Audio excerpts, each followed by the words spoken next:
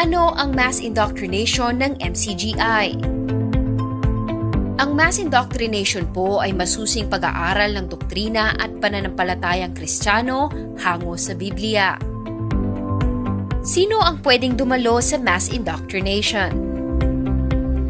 Ang mass indoctrination po ay bukas para sa lahat, anuman po ang lahi at relihiyon. Paano makadadalo ng mass indoctrination? Ang mass indoctrination ay kasalukuyang ginaganap online at matutunghayan sa aming opisyal na social media channels. Mandatory bang umanib sa MCGI ang isang dadalo ng indoctrination? Hindi po. Ang pag-anib po ay kusang loob at hindi sa pilitan. Makipag-ugnayan lamang po sa amin para sa karagdagang impormasyon. Magandang araw po.